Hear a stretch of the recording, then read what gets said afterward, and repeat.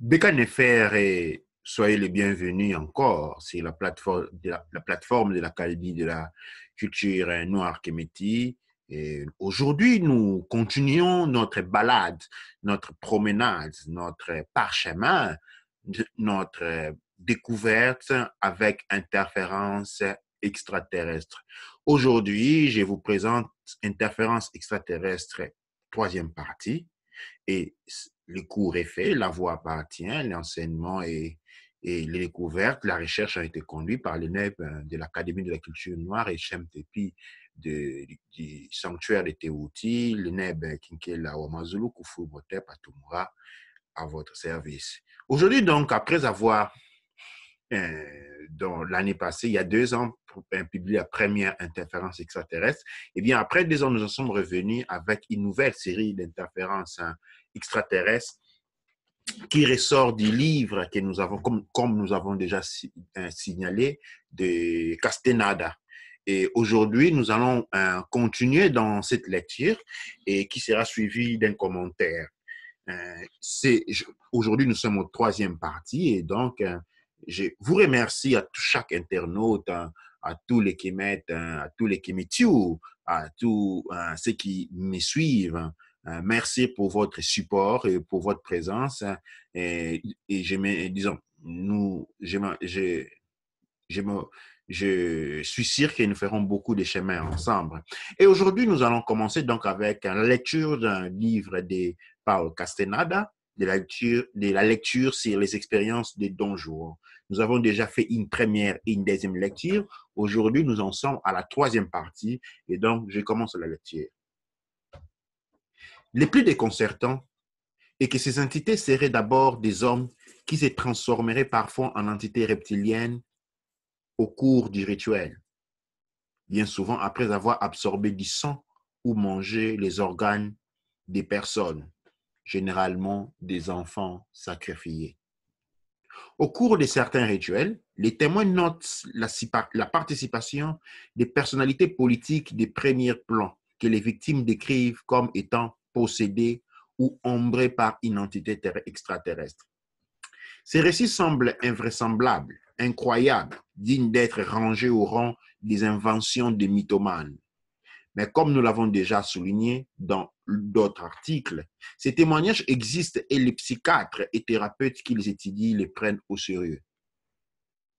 Une victime d'abus rituels a plutôt intérêt à livrer un récit cohérent et croyable si elle veut susciter la compassion et être crue. Ce genre de témoignage va à l'encontre des intérêts des victimes. Ces habits rituels peuvent être considérés comme des manifestations bizarres du thème de la prédation et du parasitisme énergétique et spirituel. Enfin, en ce qui concerne les sources militaires à propos des comportements des gris et des reptiliens, même s'il peut s'agir d'opérations de désinformation, on retiendra certaines similitudes dans les descriptions opérées par cette catégorie de témoins qui sont des militaires, techniciens et scientifiques ayant travaillé dans le cadre des projets gouvernementaux top secret. Le colonel Corso évoque dans son livre The Day After Roosevelt le fait que les gris sont des robots organiques d'exploration, d'où l'impression que l'on se trouve en face d'une entité sans émotion. Phil Schneider, qui affirme avoir travaillé à la construction de certaines bases souterraines, parle de l'esprit des ruches, de ces extraterrestres gris qui vivent dans des nids. Il les compare à des prédateurs qui ravagent une planète un peu comme des fourmis. Dans Cosmic Voyage de l'Onyx Édition, les remote viewers, ceux qui ont la capacité de voir de loin, ex-collaborateurs de la CIA, que Courtney Brown décrit également les gris, du moins certaines espèces, également sous la forme d'un collectif, une mentalité des ruches. Des prédateurs comme des sauterelles infestent les cosmos et qui déménagent après avoir consommé toutes les ressources. Nous le voyons donc, Cette notion de parasitisme et de prédation n'est pas un phénomène rare et saugrenu. Dans un registre voisin aux abus rituels et satanistes, les victimes d'abduction impliquant des gris et des reptiliens invoquent également les sentiments d'être un objet, une proie, un animal entre les mains de ces entités extraterrestres. Les abus sexuels sont de notre registre dans la mesure où ces entités effectuent des prélèvements des spermes et d'ovules et des expériences médicales invasives qui se concentrent presque exclusivement sur la sexualité. Quant à l'aspect physique de ces entités, retenons un phénomène très intéressant et qui a été souligné par Carla Turner, aujourd'hui décédée. L'apparence de ces êtres est changeante et l'on ne peut s'y fier. Cette spécialiste reconnue en enlèvement extraterrestre en fut elle-même victime. Elle insiste sur le fait qu'au cours des séances d'hypnose, les victimes se souviennent de l'aspect extérieur mouvant, changeant de l'apparence de leur kidnappeur. L'entité apparaît d'abord sous les traits d'un militaire, puis en se concentrant, la victime voit un gris et en se concentrant encore, il s'agit en réalité d'un reptilien. Turner a pu dénombrer jusqu'à 5 changements de forme. Ces changements d'aspect font penser à des stratégies pour tromper la mémoire des victimes, des artifices que les archontes ou les planaires ne rejetteraient sans doute pas. Des thèmes reviennent enfin très régulièrement dans les histoires d'addiction et de mind control. La manipulation génétique et les implants. La manipulation génétique par des extraterrestres aurait pour but, selon les victimes, de créer des hybrides humains extraterrestres, c'est-à-dire des entités disposant d'une vie émotionnelle, car les gris en seraient démunis. Bref, la création d'une conscience hybride. Les implants, quant à eux, sont au mieux placés pour identifier et suivre une personne, au pire pour modifier son comportement. Nous verrons que nous pouvons lier ces deux thèmes. L'ADN présent ou l'ADN porteur de vie. Nous sommes ici dans le domaine de la pire spéculation, mais le point commun entre la thématique des implants, leur fonction de conditionnement de la conscience et le rôle potentiel de l'ADN sont tellement flagrants qu'il nous a semblé nécessaire d'en parler. L'ADN, double hélice d'acides aminés extrêmement complexe, contient un nombre d'informations infiniment plus élevé, des milliards de fois plus, que le plus sophistiqué des ordinateurs. Cet ADN s'avère être en quelque sorte les programmes, les softwares qui va construire, structurer et faire fonctionner l'organisme vivant. Les scientifiques affirment que l'ADN est un cristal apériodique, notamment que sa structure, de façon dont cet ADN est édifié, se compare aux éléments du type cristallin. Par exemple, des minéraux comme les quartz, les silicium sont des cristaux. Ce sont d'extraordinaires conducteurs d'informations et d'énergie, raison pour laquelle ils sont employés en électronique et en informatique. Il est alors intéressant de noter que certains implants et armes psychotroniques influençant les comportements d'êtres humains fonctionnent grâce aux propriétés des cristaux. Ne pouvait-on pas postuler que notre ADN, chargé de la mémoire du vivant, de celle de nos ancêtres et de toutes les espèces qui ont contribué au développement de l'Homo sapiens, contient une série d'informations qui vont générer notre état de conscience et nos perceptions. Un peu à la manière d'un implant infiniment sophistiqué aujourd'hui, le fait de rattacher exclusivement et matériellement la conscience à l'activité neurochimique du cerveau est une impasse scientifique, dit-on. Les chercheurs commencent à percevoir le cerveau comme une sorte de mélange entre un software et un hardware disposant de propriétés holographiques. La conscience n'est pas le monopole du cerveau. Celle-ci serait plutôt une sorte de canal, d'antenne. Dans une certaine littérature conspirationniste, pour être plus précis, les dérives, les derniers livres de David Icke, l'ADN agit comme un genre de logiciel qui nous bloque à un certain niveau de perception. Ces ADN seraient en quelque sorte les barreaux qui constituent notre prison mentale. Les secrets de Mourant. Jeremy Narby, auteur du Serpent cosmique, Joe Borg, éditeur, relève d'abord les rapports existants entre l'ADN, une double lisse entrecellée, et la forme serpentine. Dans les visions des chamans sous emprise de l'ayahuasca, voir l'article Cormapoli, en français c'est l'ayahuasca et les pouvoirs de la conscience. L'ADN brique de la vie est perçu comme un esprit, une multitude d'esprits appelés Maninkaris. Ceci serait venu sur Terre sous forme d'une pluie d'entités sombres, sorte de croisement entre des reptiliens et des cétacés. Je répète ici. Dans les visions des chamans sous l'emprise de l'ayahuasca, l'ADN brique de la vie est perçu comme un serpent, une multitude d'esprits appelés Maninkaris. Ceci serait venu sur Terre sous la forme d'une pluie d'entités sombres, sorte de croisement entre des reptiles et des cétacés.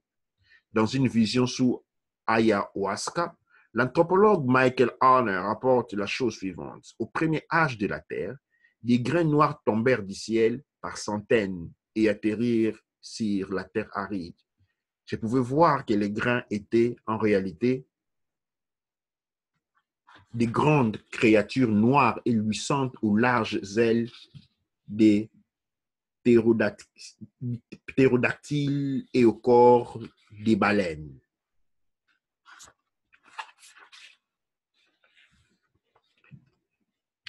Elles m'expliquèrent dans une sorte de langage mental qu'elles fouillaient quelque chose dans le cosmos.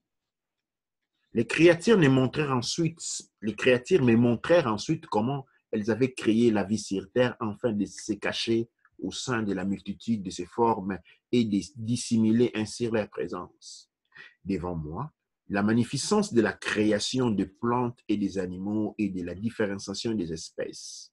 Les centaines de millions d'années d'activité se déroula à une échelle et une vigueur impossibles à décrire. J'appris ainsi que des créatures ressemblant à des dragons résidaient ainsi à l'intérieur de tous les êtres vivants, y compris les hommes, les serpents cosmiques. L'histoire et les visions que rapportèrent Arner sont si extraordinaires en ce qui concerne les similitudes avec les informations issues d'autres savoirs et connaissances qu'il ne peut s'agir d'une simple coïncidence. Avant de voir ces grains noirs, Arner a la vision d'une multitude de navires surgir de la brume, en train de se balancer et qui finit par se fondre en un seul bateau, une sorte de drakkar à tête de dragon. Les bruits cadencés des centaines de rames faisaient avancer la galère géante. Sur les ponts des navires, j'ai pu discerner un grand nombre de personnages à tête de guets bleus et à corps humain semblables aux dieux à la tête d'oiseaux figurant sur les peintures anciennes des tombeaux kémétiques. Moi, qui me croyais athée, j'éprouvais à cet instant la certitude absolue que j'étais en train de mourir et que les personnages à tête d'oiseau étaient venus enfin d'emporter mon âme sur leur navire. Alors qu'Arner se sent mourir et que les chamans qui l'accompagnaient dans ce rituel va lui faire boire un antidote, Arner se souvient également de la chose suivante. J'ai pris conscience de mon cerveau. Je sentais physiquement qu'il avait été divisé en 4 niveaux distincts. Sur les niveaux élevés, les plus proches de la surface, se trouvait l'observateur commandant, conscient de la condition de mon corps et responsable de la tentative de continuer à faire battre mon cœur.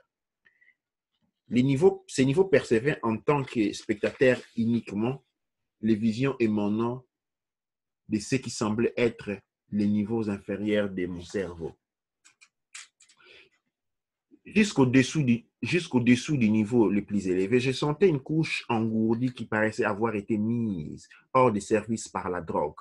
Elle était tout simplement absente. Mes visions, y compris mes visions du bateau aux âmes, émanaient du niveau juste en dessous de celui-là. Alors que j'essayais de me faire à cette idée que j'allais mourir, un niveau de mon cerveau encore plus profond commença à me transmettre d'autres visions, d'autres informations. J'entendis que l'on me disait que je pouvais recevoir ces révélations sans risque de les trahir puisque j'étais en train de mourir. J'entendis que l'on me disait que ces secrets étaient réservés aux mourants et aux morts. Je percevais très confusément que ces pensées m'étaient inspirées par des créatures reptiliennes géantes reposant mollement sur les couches les plus profondes de mon cerveau, là où ces derniers rejoignent les sommets de la colonne vertébrale. Je discernais vaguement ces créatures au cœur de gouffres lugubres et ténébreux. Elles projetèrent alors une scène devant mes yeux. Elles commencèrent par me montrer la planète Terre telle qu'elle était il y a des millions d'années. C'est à partir de là que Armer voit des milliers de créatures sombres, lourdes et volantes issues du fond du cosmos et venues sur Terre pour se cacher. Ce texte est d'autant plus incroyable qu'il nous révèle un fait très important. Notre esprit est en fait bien plus complexe que nous le pensons. Il est séparé en parties dont une au moins est investie par une entité étrangère. Il semble que nous devons prendre au pied de la lettre l'importance de notre cerveau reptilien, ce noyau central que l'on peut finalement définir comme une sorte de parasite. Notre conscience pourrait trouver son point de manifestation le plus élevé dans les couches les plus externes du cerveau, le néocortex. Quant au grand secret qui ne doit être révélé qu'aux morts et aux mourants, et que Arner aperçut dans sa vision, il s'agit, somme toute, de l'origine reptilienne et étrangère de la vie sur Terre, ou à tous les points que ces entités ont parasité toute forme de vie sur Terre par les biais de l'ADN. Lors de sa transe, la plus grande crainte éprouvée par Arner était que son âme fût capturée ou recapturée par les dragons qui habitent les profondeurs, ceux qui lui ont donné certaines de ces informations. Arner ne manifeste aucune crainte, par contre, face aux entités à tête d'oiseau dont le rôle était d'emporter son âme décédée, mais manifeste une terreur insondable à l'égard des dragons qui se cachèrent derrière ses visions et qui parasitent une zone centrale de son cerveau. À son réveil, éprouvant un tel sentiment d'être en danger par ce dont il avait été témoin et terriblement perturbé, parce qu'il a vu Arner partage ses visions avec un vieux indien aveugle. Il se rend compte également que ce dont il a le plus de mal à se souvenir ça concerne justement les visions relatives aux créatures en forme de dragons et leur rôle dans l'évolution de la vie sur cette planète et leur contrôle inné de toute matière vivante. J'éprouvais un sentiment étrange, de crainte pour ma sécurité, un peu comme si l'on savait trop. Arner raconte donc son voyage sous ayahuasca au vieux chaman aveugle et lui parle simplement du fait qu'il a rencontré des entités reptiliennes qui se présentaient comme étant les maîtres de la vie. Les vieux hommes lui répondirent: « Oh, ils disent toujours cela, mais ils sont les maîtres des ténèbres extérieures. » Désinvolte, il désigna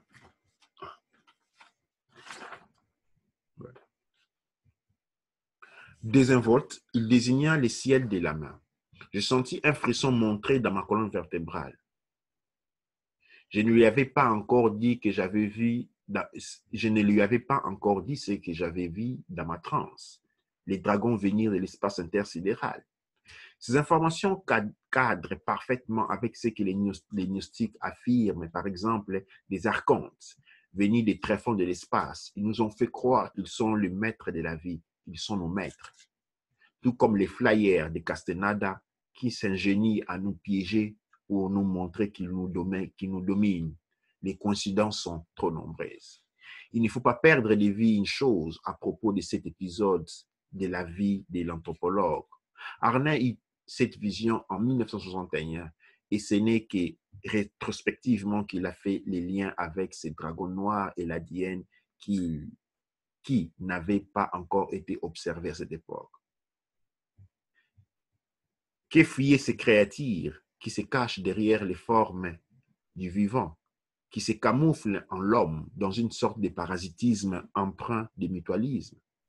Bien entendu, cette vision qui est typique du genre de vision d'informations récoltées par les Indiens à Shanikan, sous l'emprise de la boisson hallucinogène, doit comporter un niveau métaphorique, mais il est évident que cette notion de maninkaris est fondamentale pour les Indiens dans leur compréhension de ce qu'est la vie. L'un des sorciers chamans que Jérémie Narby a rencontré définit ces êtres de la sorte. Ce sont des êtres invisibles qui se trouvent dans les animaux, les plantes, les montagnes, les cours d'eau, les lacs et certaines pierres cristallisées. Dans leur tradition, les manikaris sont des entités positives. Elles nous ont appris à tisser les fils du coton et à faire des habits. Auparavant, nos ancêtres vivaient en forêt. Qui d'autre aurait pu nous apprendre à tisser? Selon l'anthropologue Gérard West, qui a étudié les Indiens à Shanikansis, les manikaris signifient ceux qui sont cachés, mais qui peuvent être vus en intégrant du tabac et de l'ayahuasca.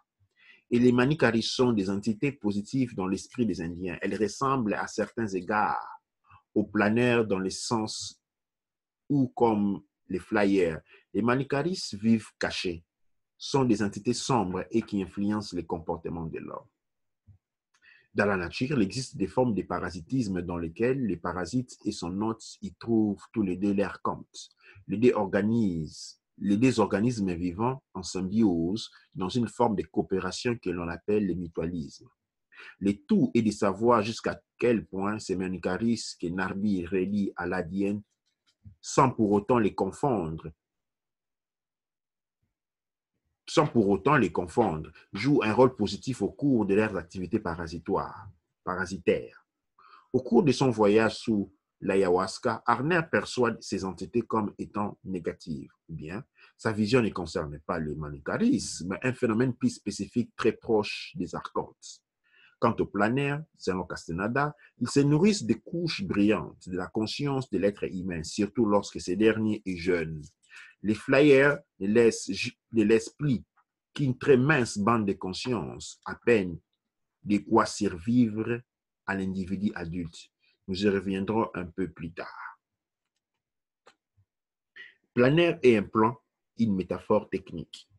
L'implant en tant qu'objet parasite peut se comparer d'une certaine façon au planeur, bien entendu. Les métaphores technologiques ont toujours leurs limites car elles ne marchent que tant que la technologie qui sert d'image représentative est à la mode, comme nous l'a fait remarquer Jerry Zetland dans un article où l'on comparait la mémoire à un hologramme. La métaphore technologique a ses vertus didactiques, dans le sens où elle permet simplement de mieux représenter les concepts que l'on veut définir, mais rien de plus. Les flyers seraient des sortes d'implants ou de virus psychiques. Et les développements technologiques récents nous montrent que les militaires ont bien l'intention de faire passer l'implant à un stade supérieur. D'un outil d'identification et de repérage, l'implant peut devenir à terme une arme psychotronique dont le but est d'influencer le comportement ou de générer une réalité virtuelle, comme les implants de combat destinés aux pilotes de chasse qui pourraient générer des données radar défensifs et offensifs de la zone de combat. Selon les chercheurs spécialisés dans les thèmes des MILIBA ou Military Mind Control and Alien Abduction, Helmut Lammer, l'Institut de technologie de Californie a, par exemple, à la fin des années 90, travaillé sur une puce capable de mimer les processus analogiques de la pensée humaine. On fabriquait des implants ayant des capacités de générer des hologrammes, des systèmes de camouflage multispectre, d'invisibilité thermique. Ceci n'est que la partie visible de la recherche. Les victimes d'enlèvements extraterrestres et de mind control évoquent le fait qu'ils ont été victimes d'implants très sophistiqués qui modifieraient leur état de conscience. L'activité des flyers en tant qu'agent modifiant notre psyché et notre état de conscience nous est d'autant plus étrangère que nous nous livrons nous-mêmes à des activités similaires par les biais d'implants et d'armes psychotroniques. Ce qui doit d'autant plus nous aider à mieux comprendre les champs d'activité de ces flyers, archontes et autres entités sur nous. L'ADN, un plan réducteur de conscience. Mais revenons aux liens pouvant exister entre l'ADN et la conscience. Des scientifiques tentent depuis plusieurs années d'établir ce rapport, cette relation selon laquelle l'ADN pourrait être influencé par nos états émotionnels et par notre conscience, et à l'inverse, cette double chaîne d'acides aminés pourrait être le canal par lequel transitent des phénomènes liés à la conscience. Eric Kandel, un scientifique qui a remporté le prix Nobel en 2000, avait conclut que de nombreuses différences génétiques entre les individus sont également influencées par la société et le conditionnement mental, et pas seulement par l'héritage des parents. Un autre scientifique japonais, Masuri Emoto, a effectué des expériences sur l'eau et sur les cristaux. Il a démontré que la structure des cristaux, des glaces, était affectée et façonnée par la qualité du son. Il a effectué une incroyable expérience dans laquelle on observait des processus de cristallisation, c'est-à-dire les différentes figures ou structures qui se dessinaient dans ces cristaux de glace lorsque les mots à connotation positive, comme les mots amour, appréciation, ou négatifs, comme maladie, mort, étaient prononcés à proximité du processus. Les résultats est proprement incroyable puisque ces structures totalement régulières, harmonieuses, esthétiques apparaissent dans les cas d'émission des mots positifs et les cristaux prenaient des formes anarchiques dans les cas contraires. Pensez maintenant au fait que l'ADN est un cristal apériodique, sensible aux ondes et phénomènes électromagnétiques. Par conséquent, il existe une influence d'ordre ondulatoire entre l'ADN et son environnement extérieur. Les récents travaux du biologiste russe Ptor Garjaev ainsi que des linguistes également russes tendent à démontrer les liens et à faire de l'ADN, plus particulièrement du junk ADN, l'ADN poubelle, une sorte de formidable ordinateur holographique employant des radiations de type laser de l'ADN endogène. Bref, l'ADN est à la fois une mémoire et un extraordinaire générateur de perceptions et de réalités virtuelles. David Icke établit une fascinante spéculation sur les liens entre émotion, conscience et ADN. En fait, la conscience humaine se manifeste, certes de manière variée, mais s'extériorise principalement par les biais d'émotions. Des émotions qui correspondent grossièrement à des archétypes, amour, haine, colère, peur, envie et autres, avec des nuances, bien entendu. Mais ces émotions emprisonnent notre conscience, la canalisent dans des moyens limités d'expression, activité émotionnelle ou mentale. Icke estime que l'ADN est vraisemblablement responsable de ces rétrécissements de la conscience, car notre activité émotionnelle n'a rien à voir avec toute notre vraie conscience. Une bonne partie des disciplines d'éveil spirituel, comme le bouddhisme, se focalisent sur cette question. La conscience n'a aucun rapport avec notre activité émotionnelle. Au contraire, nos émotions nous emprisonnent. En établissant ces liens entre activité émotionnelle et mentale et ADN, on peut alors imaginer de percevoir l'ADN, certes comme un programme très complexe, porteur de vie, réglant notre métabolisme, mais emprisonnant ou empêchant notre conscience de pleinement se manifester. Nigel Kermer a mis en exergue un rapport similaire en faisant de notre ADN et de l'ensemble du corps humain, cerveau et squelette, une sorte d'antenne et des réceptacles. C'est par l'intermédiaire de cette antenne que se manifeste et s'exprime de façon déformée et diminue notre conscience. Notre conscience est elle-même inspirée par notre premier état, l'entité parfaite dont nous sommes ici. Mais comme l'antenne, ADN, le cerveau et le squelette est parasité, infecté et en mauvais état, notre conscience est altérée, souffrante et manipulée. Les cercles vicieux. On peut alors imaginer qu'il s'agit d'un cercle vicieux.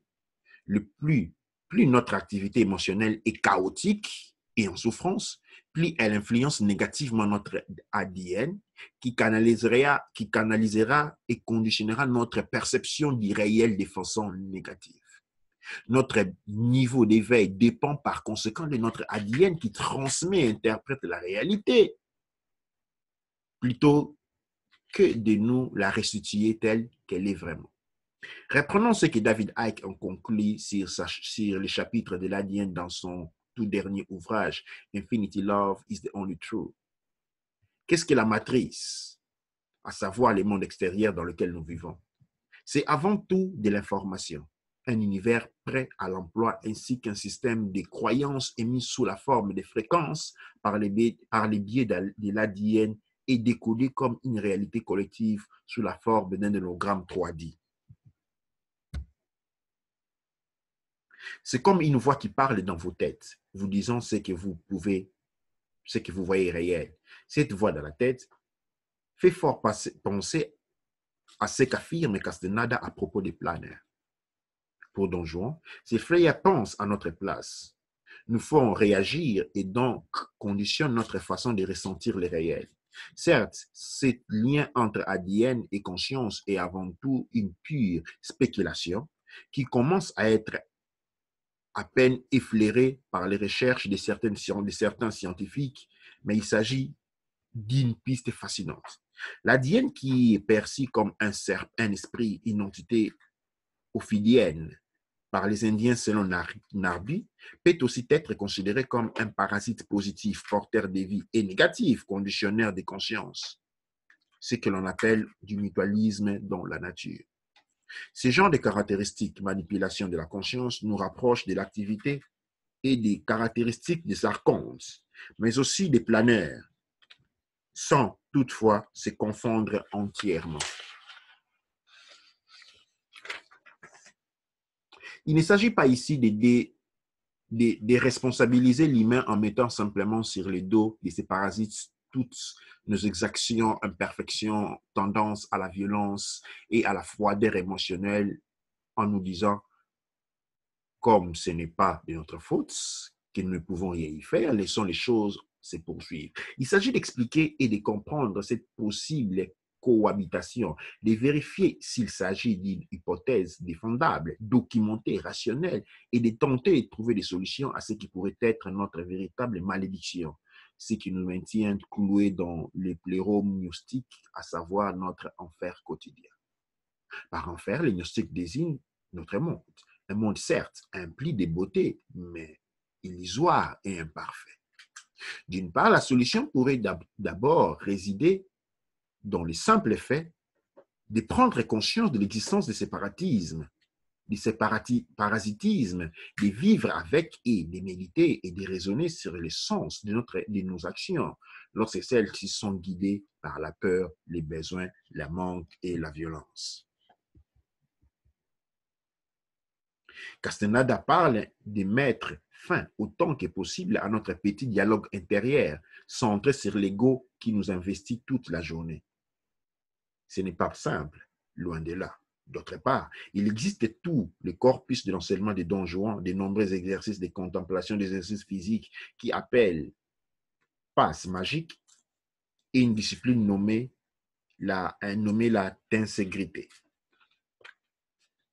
Il s'agit d'une discipline complexe à mettre en œuvre.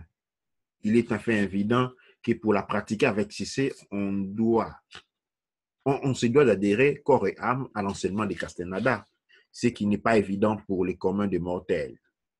Monsieur tout le monde estimera peut-être que le savoir et la discipline de Don Juan et de Castaneda sont quelque peu exotiques, hermétiques, étranges, comme l'est son enseignement. De plus, l'œuvre de Castaneda fait l'objet de nombreuses polémiques dans laquelle on a mis en doute jusqu'à l'existence du vieux sorcier, mais aussi que l'on s'aperçoit que ses proches sorciers de sa lignée et les noyaux de son fan club font également l'objet d'un feu croisé de critiques que nous évoquerons plus loin dans un article rédigé par Carmoto. En dépit des critiques même virulentes qui ont porté à l'encontre de ces mystérieux et charismatiques anthropologues, on ne mettra pas l'idée que son savoir, que sa connaissance de son menteur et de l'extraordinaire force et cohérence.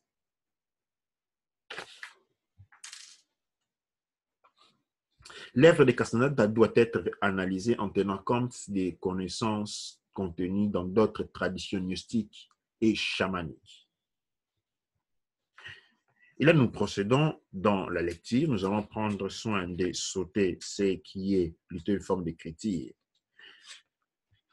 Au terme de cet article, nous sommes bien entendu incapables de dire s'il s'agit vraiment d'entités similaires ou distinctes et ce qui les relie à un niveau plus profond. Ces registres de shape-shifting, changement de forme, est un phénomène qui a retenu toute l'attention de Marie-Thérèse Desbrosses, la journaliste française spécialiste reconnue en matière d'abduction. Enquête sur les enlèvements extraterrestres dont une version augmentée est en cours de réimpression. Écrivain-chercheuse tenace sur le terrain des anomalies. Elle raconte par exemple l'existence d'un cas australien où la victime de l'enlèvement s'entretient avec son ravisseur extraterrestre Ingrid qui lui fait comprendre « Nous apparaissons sous la forme que vous entendez de voir ».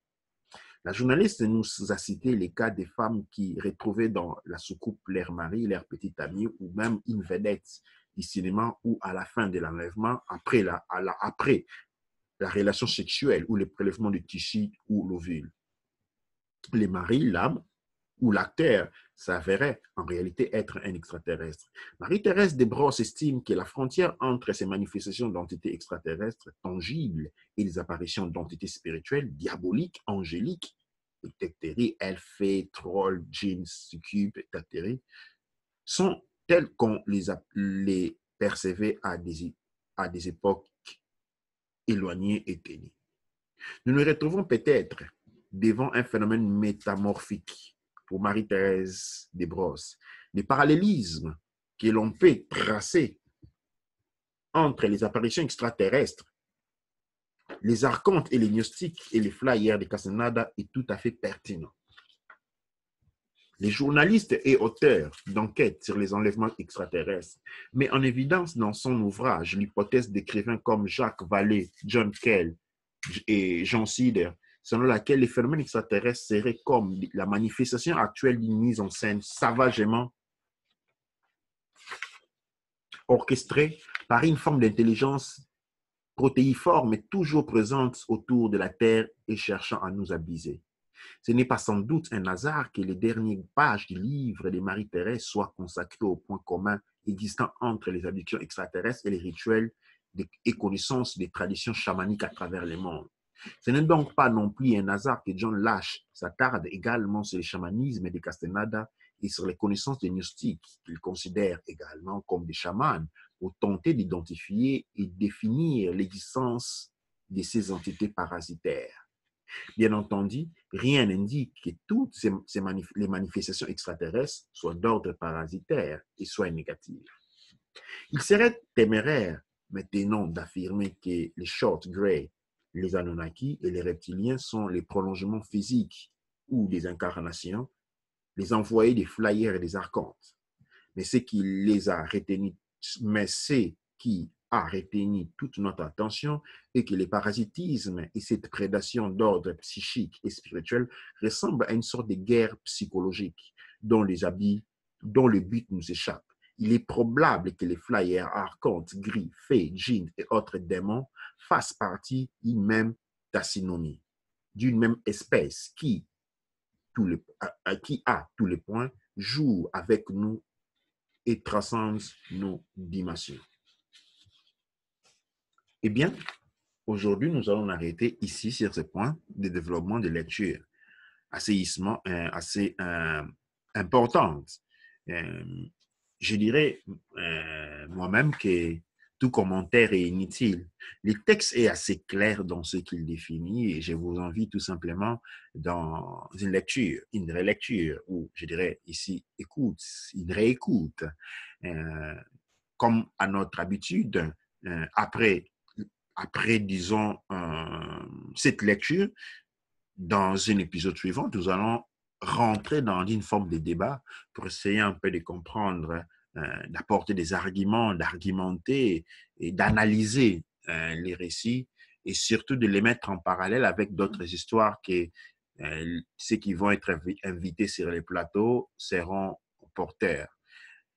La réalité des castanades et ce que nous voyons, ce sont des choses qui ne sont pas méconnues, surtout dans le monde, disons dans tout le monde, parce que même quand on dit que l'Occident ne connaît pas beaucoup de ce genre de choses, on les fait du point de vue historique. Il s'agit de rentrer un peu dans les profondeurs, au-delà de la surface de ce qu'ils font voir de leur société, pour se rendre compte que nous sommes, disons, profondément engrainés dans ces mécanismes. C'est quelque chose, comme l'on dit, les dragons habitent, c'est-à-dire les DNA. Une des choses intéressantes, c'est la présentation des DNA comme une structure, bien sûr, porteur de la vie, comme nous la voyons, c'est-à-dire la vie dans le sens de la matérialité. L'ADN, en réalité, nous donne une vie, mais il nous donne une vie de prison parce qu'il configure, il ressemble à un émetteur, à un bloqueur d'émission de la conscience, un émetteur d'émissions et des fréquences qui va à la fin conditionner notre conscience et faire ce que nous émettons des fréquences tellement basses que nous n'expérimentons que la réalité matérielle. Or, la conscience est capable d'émettre des fréquences élevées. Nous pouvons nous permettre de pouvoir expérimenter non la vie, mais l'existence en soi sur diverses dimensions, à divers niveaux. Mais cependant, l'ADN, lui, nous porte bien sur la vie, mais en les bloquant tout simplement. Il nous apporte une vie hybride, une vie altérée, où nous servons parce que c'est un implant créé par ce que nous avons vu par ces dragons. Eh bien, je vous laisse dans votre analyse tout personnelle avant que nous retournerons dans les commentaires qui vont suivre. Et ceux qui désirent participer, par exemple, à l'émission sur un débat sur interférence extraterrestre, troisième partie. Je vous demande de m'écrire sur culture noire gmail.com. Je répète, ceux qui désirent participer, faire partie, être sur le plateau lors de l'enregistrement de Interférence extraterrestre 2018, troisième partie débat.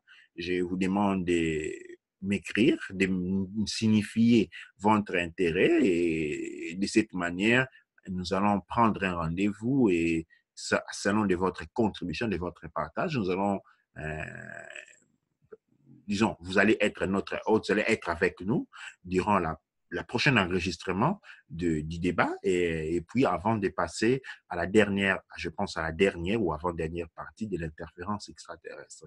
Et donc, je vous remercie pour votre présence, pour votre participation, pour votre temps et votre partage pour cette émission qui est très importante, révélateur de l'époque dans laquelle nous sommes en train de traverser. Et donc, avant de finir notre émission, comme à notre continuer, je me retourne du côté du créateur, du même Ercher, et je lui dis dans la langue de nos ancêtres, les Hutus, Nkara, Amasu Empa Emra Sangsu, Amenra Empa Emra, Au Kuaura Manketipa Erura.